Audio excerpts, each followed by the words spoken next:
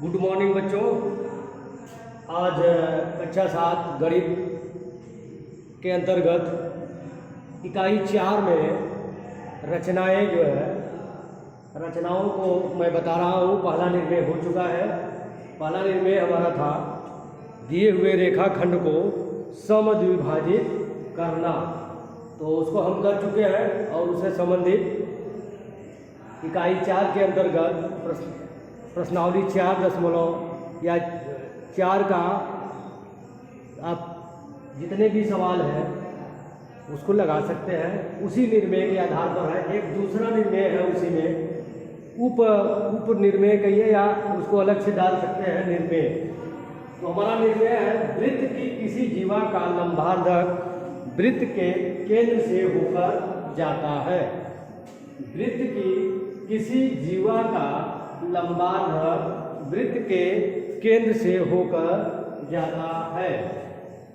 तो जो हमारा प्रश्न दिया गया है, सबसे पहले प्रश्न को हम समझेंगे क्या कह रहा है क्या नहीं कह रहा है।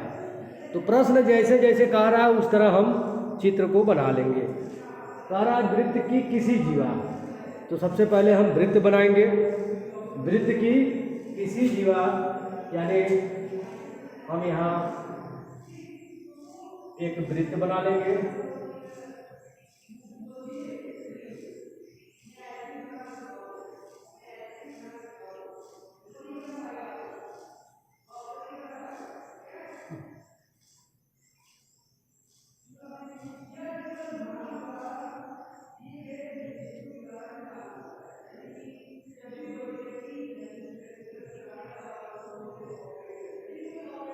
मान लीजिए हमारा एक वृत्त, यह एक वृत्त है और प्रकार की नोक जहाँ पर रखते हैं, नोक से घुमाकर जब बनाते हैं वृत्त, यह नोक हमारा हो जाता है एक वृत्त का। इस बिंदु को कहते हैं केंद्र। इस बिंदु को केंद्र कहते हैं। अब यह हमारा वृत्त का निर्माण हो गया। अब प्रश्न हमारा कह रहा है वृत्त की किसी जीवा। अब हमारे पास समस्या है कि जीवा क्या होता है। जीवा यानी वृत्त में ही जीवा होगा कहीं न कहीं। तो वृत्त के किन्हीं भी दो परिधि को मिलाने वाले रेखाखंड, किन्हीं भी दो परिधि, ये हो जाता है वृत्त की परिधि। ये हो गई वृत्त की परिधि। मान लीजिए एक बिंदु यहाँ ले लिया गया और एक बिंदु यहाँ ले लिया गया। इन दोनों को मिला लिया जाए। ये वृत्त के परिधि पर मिले रेखाखंड, तो इसे कहा जाता है जीवा। क्या कहेंगे? जीवा। अब इसको भी मिला लेंगे, ये भी जीवा है। अगर ऐसे मिलाएंगे ये भी जीवा है। तो ये कई जीवाएं बन सकती हैं वृत्त में। तो वृत्त की परिधि किन्हीं दो बिंदु को मिलाने वाली, वृत्त की परिधि के किन्हीं दो बिंदु को मिलाने वाली रेखाखंड को क्या कहेंगे? जीवा। वृत्त बन गया, वृत्त के अंदर हमारा जीवा। अब जीवा का लंबार्धक वृत्त के केंद्र से होकर जाता है। यानी इसका लंबार्धक यानी जो लंबवर्धक जो होगा, ये कह रहा है जीवा का लंबार्धक वृत्त के केंद्र से होकर जाता है। तो हम अभी इससे पहले प्रमेय बता चुके हैं कि किसी रेखाखंड को समद्विभाजक आप कर चुके हैं। दिए हुए रेखाखंड को समद्विभाजित करना। तो अब इसको हम समद्विभाजित करेंगे। जब समद्विभाजित करेंगे तो आप देखेंगे कि जो यह समद्विभाजक बिंदु होगा वह इसी केंद्र से होकर जाता है। इसी केंद्र से होकर जाता है। तो अर्थात वृत्त की किसी जीवा का लंबार्धक वृत्त के केंद्र से होकर जाता है। लास्ट में आप इसको सिद्ध कर सकते हैं। और मान लीजिए या इसका वृत्त का केंद्र वो है, इसकी जीवा है ए और बी। ए और बी। तो जो जानते हैं वो अगली हेडिंग में ज्ञात है जो हो जाएगा। क्या जान रहे हैं? एक वृत्त है जिसका केंद्र ओ है और ए भी वृत्त की जीवा है। बस इतना हम जान रहे हैं, जो जान रहे हैं वही हमारा ज्ञात है में हो जाएगा। पहली हेडिंग होती है ज्ञात है। तो जो प्रश्न दिया है प्रश्न के अनुसार हमने चित्र को बना लिया, चित्र बना लिया और उसमें हमने उसका नामकरण कर दिया, ए और बी और केंद्र का नाम रख दिया ओ। बस इसी को लिखना है। आप जो जान रहे हैं उसी को लिख देंगे, वही हो जाएगा ज्ञात है। आप लिख सकते हैं ओ केंद्र का एक क्या है, वृत्त है। ओ केंद्र का एक वृत्त है। ए भी वृत्त की क्या है, जीवा है।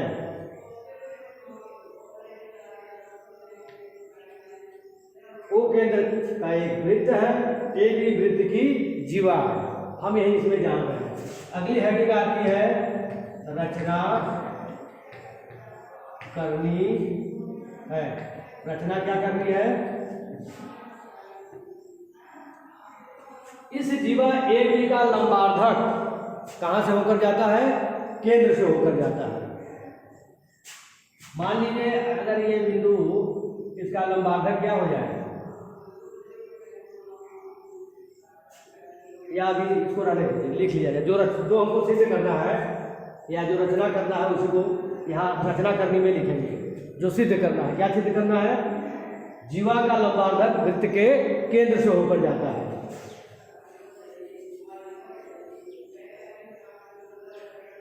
अर्थात जीवा का समद्विभाजक बिंदु वृत्त के केंद्र से होकर जाता है। ए बी जीवा का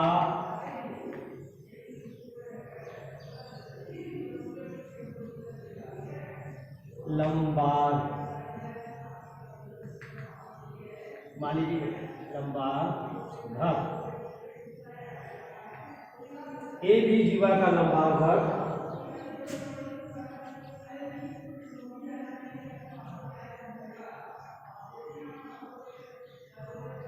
ओ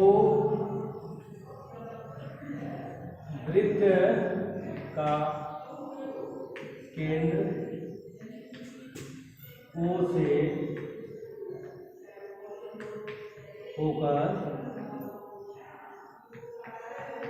जाता है।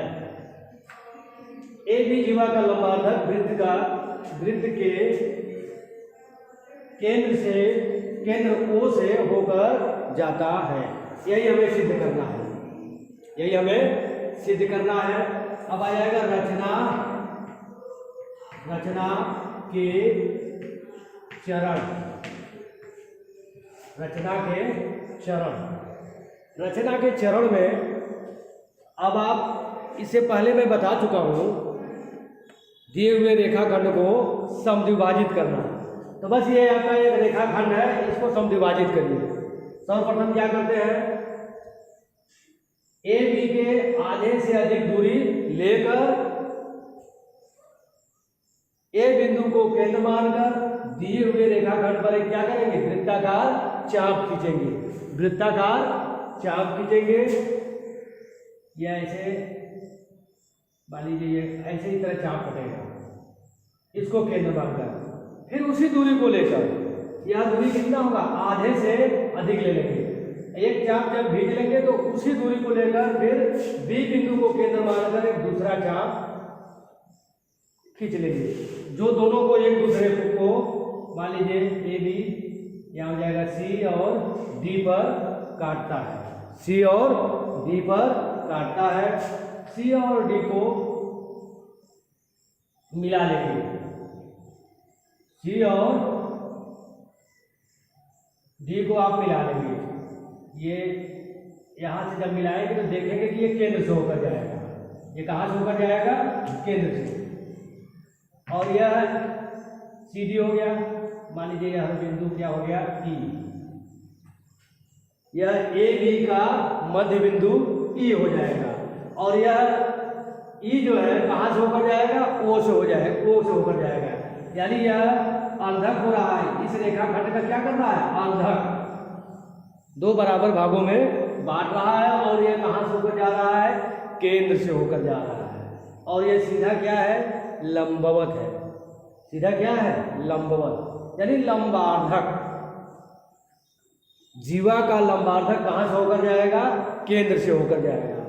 इस तरह आप बना लेंगे। जब बनाएंगे जब सही सही आप यहाँ से जो कट रहा है तो मिलाएंगे तो केंद्र से होकर जाएगा, वृत्त के केंद्र से ही होकर जाएगा। ये सबसे पहले क्या करेंगे, जो जीवा दिया गया था इसके आधे से अधिक दूरी ले लेंगे। आधे से अधिक दूरी लेकर किसी एक बिंदु को, उसके एक बिंदु को केंद्र मानकर एक वृत्ताकार चाप खींच लेंगे। पुनः उसी दूरी को लेकर अब बी बिंदु को केंद्र मानकर एक चाप खींच लेंगे। ये दोनों एक दूसरे को कहीं न कहीं काट रहे हैं, जो एक दूसरे को सी और डी पर काट रहे हैं। सी और डी को जब आप मिला लेंगे तो यही हो जाएगा इसका लंबार्धक, ए बी का लंबार्धक। अर्थात जीवा ए बी का जो लंबार्धक होगा ये हो जाएगा सी डी लंबार्धक हो जाएगा। और यह जीवा ए बी को कहीं न कहीं ये काट रहा है, यहाँ पे काटा दिया है। ई बिंदु जीवा ए बी को 2 बराबर भागों में बांटता है। ये इसको आप सिद्ध कर चुके हैं। और यहाँ देखेंगे ये जो लंबार्धक है वृत्त के केंद्र से होकर जाता है, वृत्त के केंद्र से होकर जाएगा। अर्थात जीवा का लंबार्धक वृत्त के केंद्र से होकर जाता है। लास्ट में लिख देंगे रचना के चरण में। सबसे पहले आप लिखेंगे, क्या लिखेंगे, जीवा ए बी के आधे से अधिक दूरी लेकर ए बिंदु को केंद्र मानकर, ए बिंदु को केंद्र मानकर आधे से अधिक दूरिया, वही त्रिज्या लेकर, आधे से अधिक त्रिज्या लेकर ए बिंदु को केंद्र मानकर एक वृत्ताकार चाप खींच लेंगे। ठीक उसी दूरी को लेकर उसी प्रकार बी बिंदु को केंद्र मानकर एक वृत्ताकार चाप खींच लेंगे, जो एक दूसरे को सी और डी पर काटते हैं। सी और डी को मिला देंगे, यही क्या हो जाएगा, लंबार्धक। और यह लंबार्धक देखेंगे वृत्त के केंद्र से होकर जाता है। तो लास्ट में लिख लेंगे, अतः जीवा का लंबार्धक वृत्त के केंद्र से होकर जाता है। तो आपका ये सिद्ध हो जाएगा। और उसी चीज को जैसे जैसे आपने बनाया है उसी प्रकार लिख देंगे। हमारा निर्णय था वृत्त की किसी जीवा का लंबार्धक वृत्त के केंद्र से होकर जाता है। तो वृत्त कह रहा है तो सबसे पहले वृत्त बनाएंगे, फिर वृत्त में जीवा कह रहा है तो जीवा बना लिया। और जो जानते हैं उसी को पहली हेडिंग में ज्ञात है में लिख लेंगे। दूसरी रचना करनी है। रचना क्या करनी है कि जीवा का लंबार्धक वृत्त के केंद्र से होकर जाता है। तो जीवा हमारा ए बी है, केंद्र हमारा ओ है, यानी ए बी जीवा का लंबार्धक वृत्त के केंद्र ओ से होकर जाता है। तो रचना के चरण में आपने जो जो किया है उसी को लिखना है। सबसे पहले ए बी के आधे से अधिक दूरी लेकर, त्रिज्या लेकर, प्रकार में ही त्रिज्या ले लेंगे और ए बिंदु को केंद्र मानकर एक वृत्ताकार चाप खींचेंगे। यहाँ रखकर इस तरह चाप खींचेंगे, कटेगा।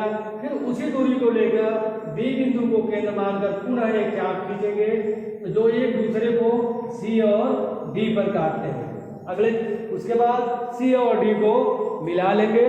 तो जब मिलाएंगे तो यह क्या हो जाएगा, सी डी क्या हो जाएगा, रेखाखंड ए बी का लंबार्धक। ए बी क्या है, जीवा, यानी जीवा ए बी का यह लंबार्धक हो जाएगा। आप देखेंगे जब इसको मिलाया गया है तो यह वृत्त के केंद्र से होकर जाता है। तो अतः जीवा ए बी का लंबार्धक वृत्त के केंद्र से होकर जाता है। इतना आप अपना लिख लेंगे। अब आप नोट कर लेंगे। धन्यवाद।